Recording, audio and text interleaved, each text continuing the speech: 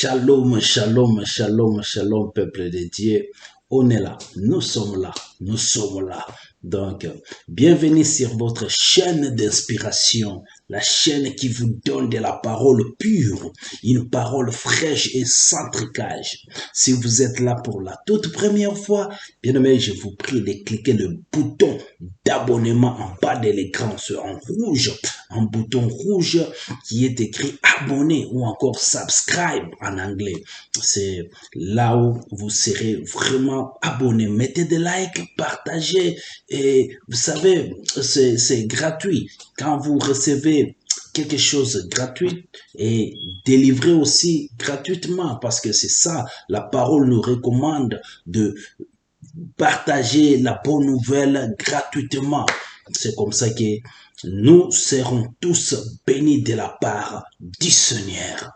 Bien-aimés, aujourd'hui nous sommes encore là avec un nouveau thème. Nous sommes là toujours avec ce que Dieu nous donne et nous partageons ça avec le monde. Donc, aujourd'hui, nous allons partager quelque chose très important, c'est-à-dire notre thème du jour s'est intitulé Chrétiens face aux pandémies. Chrétiens face aux pandémies. Donc,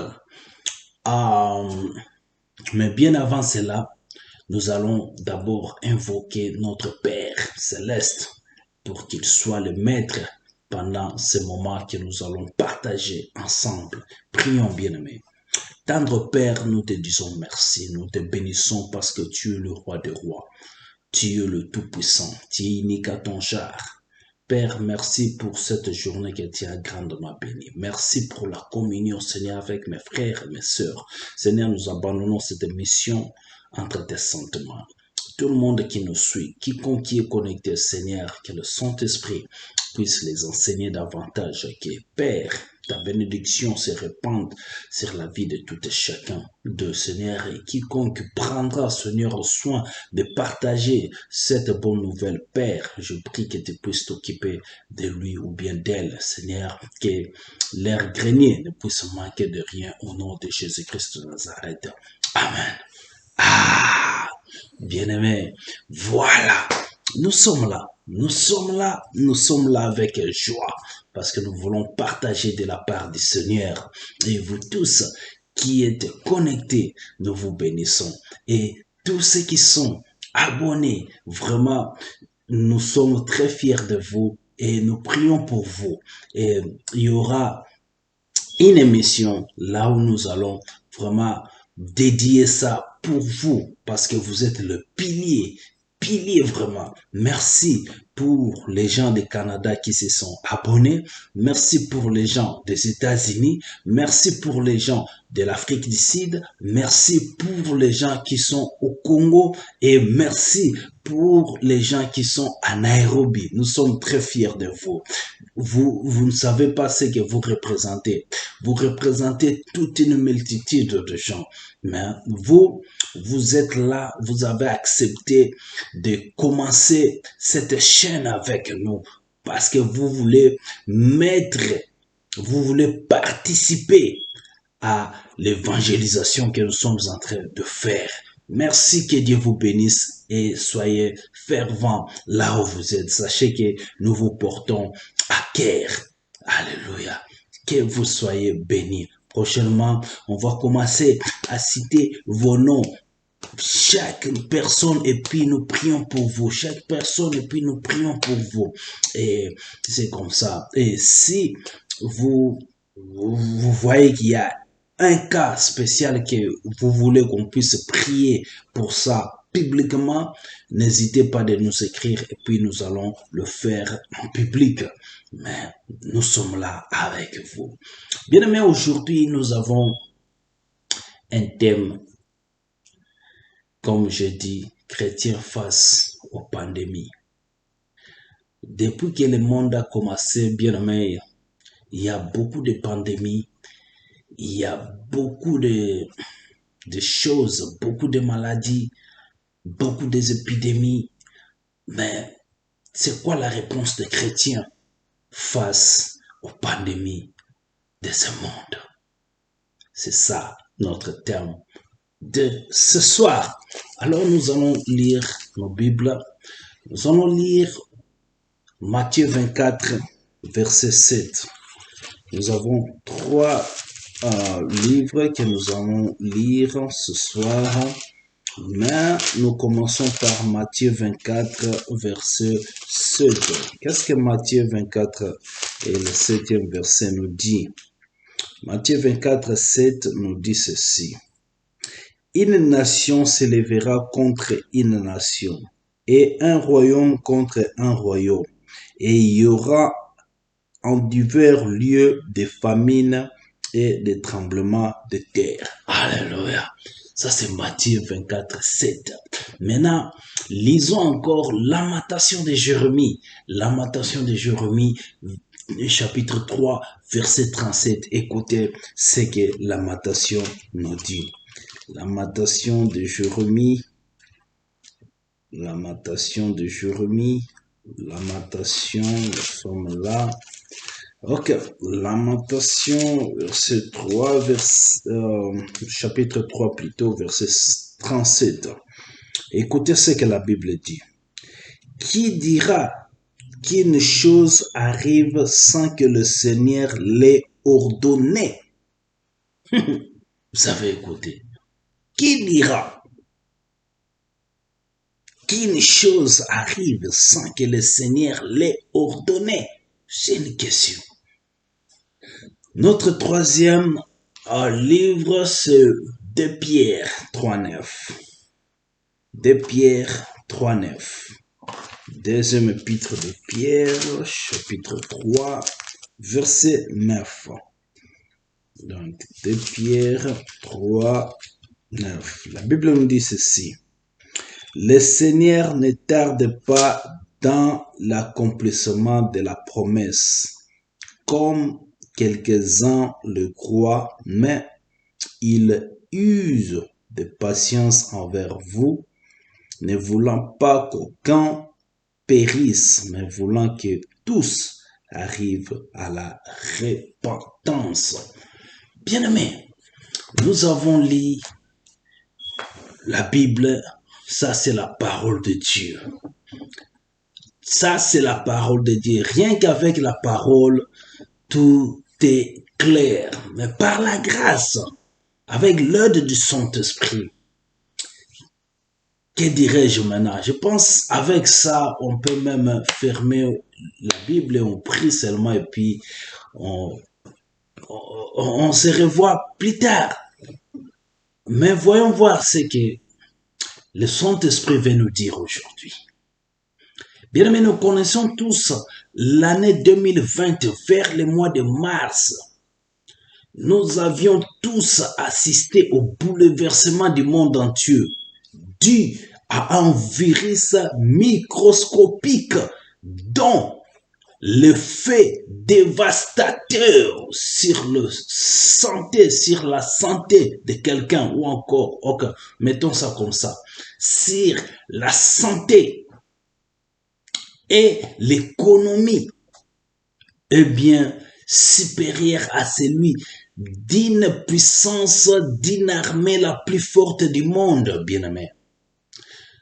Nous avons vu cette pandémie semble être plus forte qu'une armée la plus puissante du monde. Parce que ça bouleversait le monde entier. Elle a mis le monde entier à genoux, l'économie par terre, la santé des gens par terre. Eh bien, ici nous ne voulons pas faire un lien direct avec une prophétie biblique, mais contestera qu'un tel événement provoqué par un si petit moyen qui échappe à toute puissance ou autorité humaine ne soit sous le contrôle du Très-Haut, notre Créateur. Genèse 6, 11 nous montre que la terre était corrompue devant Dieu. La terre était pleine de violence. Et ça, c'était juste avant le déluge. Donc avant le déluge, la terre était déjà corrompue. La terre était pleine de violence, bien-aimés. Et Dieu s'en est affligé et a dû parler à l'humanité à travers plusieurs catastrophes, notons la famine ou le peste, et etc. La liste peut être longue, mais Dieu s'est affligé. Et c'est comme ça qu'il a communiqué avec l'humanité. Il y a eu beaucoup de catastrophes, bien-aimés. Nous connaissons tous l'histoire des déluges. Nous connaissons l'histoire de la famine. Il y a eu des maladies comme des pestes. Cela montrait que Dieu n'était pas content à ce que le monde faisait vis-à-vis de lui. Dieu s'est affligé. Il a regretté dans son cœur. Genèse 6 nous dit, l'Éternel se repentit d'avoir fait l'homme sur terre et il fit affliger dans son cœur. Dieu était affligé. L'homme a affligé le cœur de Dieu. Et c'est comme ça, Dieu a manifesté à travers des légions. Il y a eu de famine, il y a eu de peste, toutes sortes de maladies, bien-aimés. Et pendant de telles périodes, les témoins impuissants deviennent concernés et pénétrés de la compassion pour tous ceux qui souffrent et pour ceux qui s'exposent en travaillant pour leur porter du secours.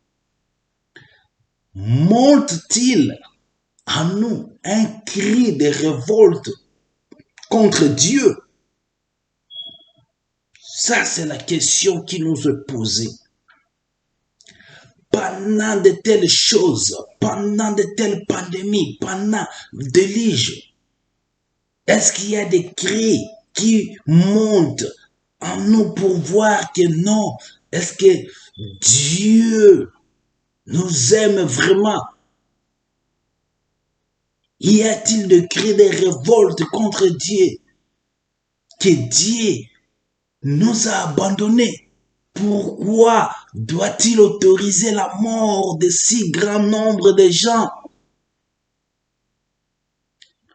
Sa volonté est d'avoir beaucoup de pertes de vies humaines.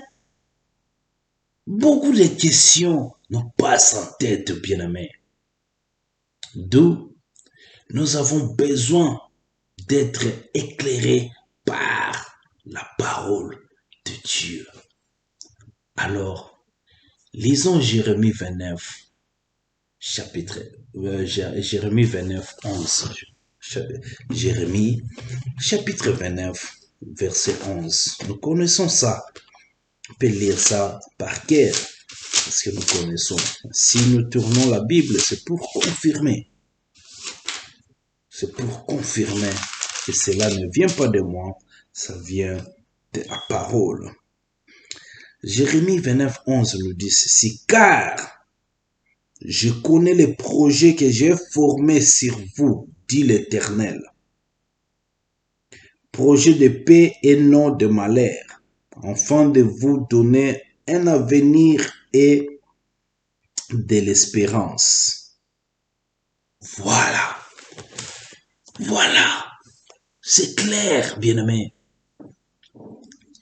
Dieu a des projets de paix et de bonheur. Il connaît ce qu'il a formé pour nous. Mais lorsqu'il afflige, il a compassion selon sa grande miséricorde. On va confirmer aussi cette parole dans Lamentation de Jérémie, Lamentation 3, 32 à 33. Nous allons confirmer ça. Lamentation 3, 32 à 33. Lamentation 3, 32 à 33. Nous lisons. Mais lorsqu'il afflige, il a compassion selon sa grande miséricorde, car ce n'est pas volontiers qu'il humilie et qu'il afflige les enfants des hommes. Voilà. Malgré quand il y a des fléaux comme ça, bien-aimés, Dieu a encore de la compassion dans son cœur. La Bible dit, malgré qu'il afflige, lorsqu'il est affligé, mais il a aussi compassion selon sa grande miséricorde. Il a pitié de nous. Il nous corrige. Il nous frappe. C'est comme on dit, qui aime bien châtie bien. C'est-à-dire, quand nous avons des châtiments, voulais-je dire, ce n'est pas que Dieu nous haït. Non. Ce n'est pas qu'il nous aime plus. Non. Ce n'est pas qu'il nous a abandonnés. Non, bien-aimés. Sauf que il nous châtie parce qu'il nous aime. Il nous châtie parce qu'il veut à ce que nous retournions sur le droit chemin. Parce qu'on a dérapé. Parce qu'on fait des choses bizarres. Des choses qui ne lui rendent pas gloire. C'est comme ça qu'il nous châtie avec tout ce que nous voyons. Pourquoi? Parce qu'il veut que nous retournions sur le droit chemin. Il veut que nous marchions selon sa volonté. Le Dieu de paix veut nous délivrer du mal et veut nous avertir du jugement à venir. Il est trop patient avec nous. Il dirige encore nos regards vers le seul moyen de salut qu'il offre gratuitement par l'évangile. Dieu le Père a envoyé le Fils pour être le sauveur du monde. 1 Jean 4, 14. Il nous invite à partager sa compassion, à prier pour tous et à proclamer la bonne nouvelle du salut en Jésus-Christ. Bien-aimés, je pense qu'aujourd'hui on va se limiter par là. Mais je vous assure, bien-aimés, et je vous prie, si vous avez aimé, n'oubliez pas de liker, de s'abonner, de partager pour sauver ne fût-ce que la vie d'une personne quelque part. Souvenez-vous, vous avez reçu gratuitement et donnez aussi gratuitement. Que Dieu vous bénisse. À nous revoir dans notre prochain numéro. Ciao!